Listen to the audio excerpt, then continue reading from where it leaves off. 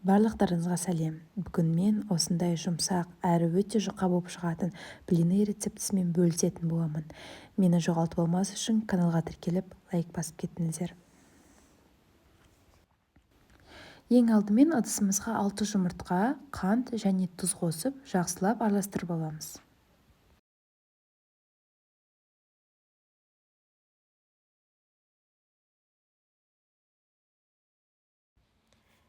Енді ұнымыз бен сүтімізді кезектестіріп қоса отыра, видеода көрсетілгендей жақсылап араластырамыз. Сол кезде біздің қамырымыз комочексіз жақсы болып шығады.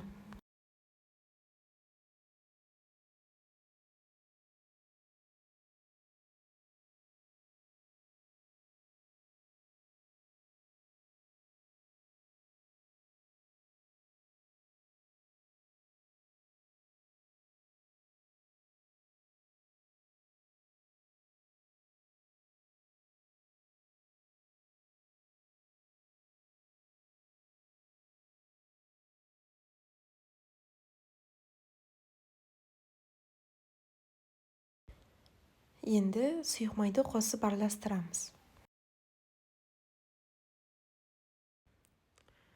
Біздің қамырымыз дайын болды. Видеода көрсетілгендей осындай сұйық болып шығу керек. Менде осындай блины пісіретін сковородка, осыған кішкене сұйық май қосып, артығын видеода көрсетілгендей салфеткамен алып тастаймыз.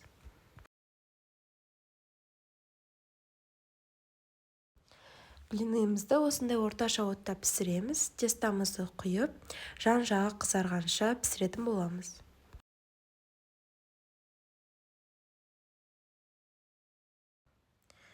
Блинымыздың жан-жағы қызара бастаған кезде осылай вилкамен көтеріп аламыз. Сол кезде бізде аударуға ыңғайлы болады.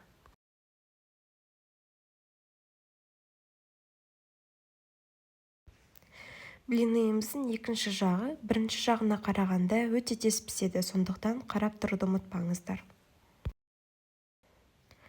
Енді қалған блинылардың барлығын осылай пісіріп шығамыз.